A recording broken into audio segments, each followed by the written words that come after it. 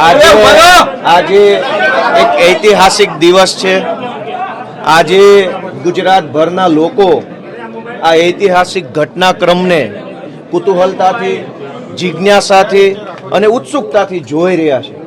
જાણે કે ગુજરાતમાં બહુ મોટી ક્રાંતિ થઈ હોય, પરિવર્તન આવ્યું હોય, એટલા હરખ અને એટલી ઉર્જા સાથે ગુજરાતભરના લોકો આજના કાર્યક્રમને જોઈ રહ્યા છે।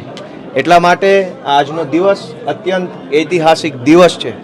આ ઐતિહાસિક દિવસ નિમિત્તે હું સૌપ્રથમ ભારતના બંધારણના મહાન રચયિતા ડૉક્ટર બાબા સાહેબ આંબેડકરને યાદ કરું છું કે એક તરફ વિશાળ સત્તા મને અને વિસાવદરના ખેડૂતોને હરાવવા માટે કામે લાગી હતી, પરંતુ સંવિધાનની તાકાતથી, સંવિધાને આપેલા મત આપવાના અધિકારની તાકાતથી મારા જેવો સાધારણ પરિવારમાંથી આવતો ગામડાનો એક જુવાનિયો, એ ખેડૂત પુત્ર આજે ચૂંટણી જીત્યો છે। એ તાકાત સંવિધાનની છે, બાબા સાહેબ આંબેડકરે આપેલા બંધારણ અને લોકતંત્રની તાકાત છે।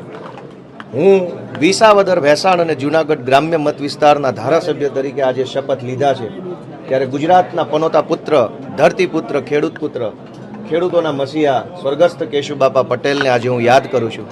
કારણ કે ધારાસભ્ય બનવું એ અલગ વાત છે, પરંતુ કેશુબાપા જેવા, કુરજી બાપા જેવા, પોપટ બાપા જેવા અનેક એવા આગેવાનો જેણે વિસાવદર વિધાનસભાનું નેતૃત્વ કર્યું છે, રત્ના બાપા ઠુમર જેવા, એ બધાય સ્વર્ગસ્થ વડીલો જે હયાત છે વડીલો, તમામ વડીલોને હું યાદ કરું છું, એમને નમન કરું છું અને એમણે ચિતરેલા ચીલા ઉપર, એમની કેડી ઉપર હું સારી રીતે ચાલી શકું, ગુજરાતના ખેડૂતો, ગુજરાતના ગામડાઓની સેવા કરી શકું, એ માટે હું આજે સંકલ્પબદ્ધ થયો છું। દોસ્તો, આજે આ શપથવિધિ જે છે એ માત્ર એક ધારાસભ્ય તરીકેના શપથ નથી। આ શપથ લીધા છે ગુજરાતને ભ્રષ્ટાચારમાંથી મુક્ત કરાવવાના, ગુજરાતની અંદરથી તાનાશાહી હટાવવાના શપથ લીધા છે।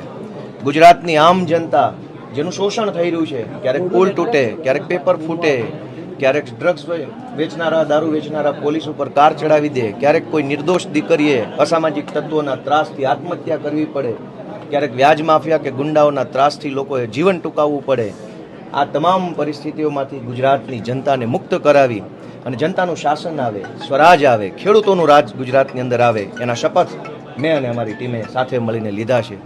સાથીઓ, આ તબક્કે હું વિસાવદર ભેસાણની મહાન જનતાનો ખૂબ ખૂબ અને વારંવાર આભાર વ્યક્ત કરું છું કે એમણે એક મારી જેવા સાધારણ પરિવારના જુવાનિયાને કેવડી મોટી જવાબદારી સોંપી છે।